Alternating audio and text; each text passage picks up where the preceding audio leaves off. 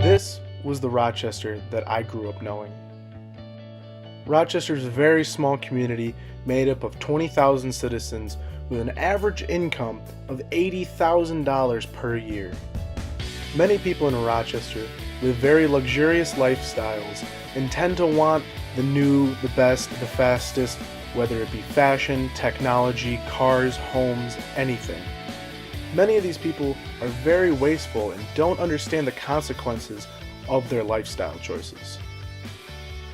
Many people in Rochester work for the three big car companies in Michigan, Ford, GM, and Chrysler.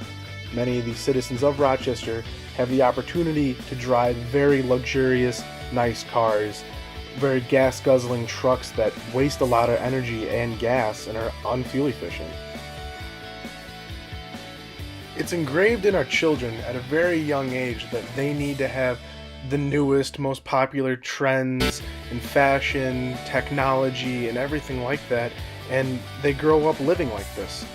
When I was a young kid, Rochester was fairly small, but as time goes on, people started expanding, building more subdivisions, tearing down all these natural forests and habitats for the surrounding nature and environment, and started building these giant subdivisions with the biggest houses they could, taking up the most property that they could. Even our baseball fields had to be luscious green grass with tons of fertilizers and wasting so much water just so you can have a nice baseball field. Over time, less and less people were coming to our parks. The trees were dying, there was less greenery, and the wildlife had just disappeared. And I think this is the big turning point of when people really noticed and started to realize that they needed to change their ways, because what we were doing to our environment was having a huge toll, and it was visibly shown.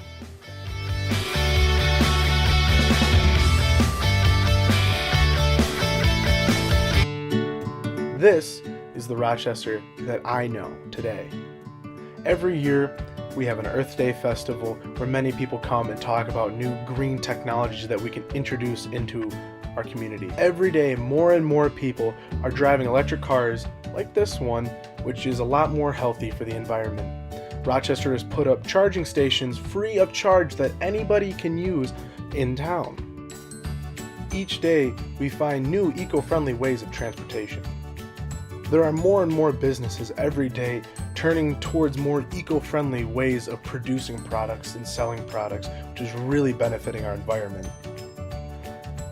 Even our new local citizens are hopping on this movement. Some houses are starting to use renewable energy sources to power their own homes. One of the things that I'm happiest to see is kids playing in our parks and more wildlife showing back up. And the trees are green again, the grass is green, and our environment is safe.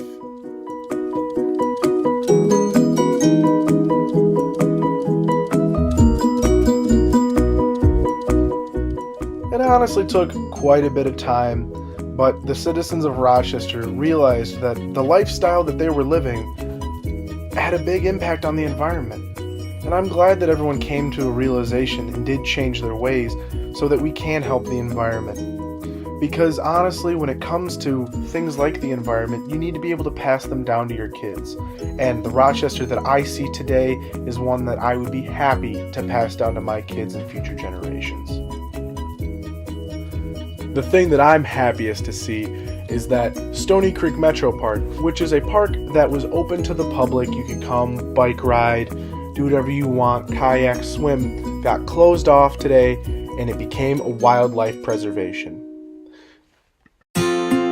This gave the natural wildlife of Rochester a place to thrive and grow and prosper on their own, uninhibited by humans.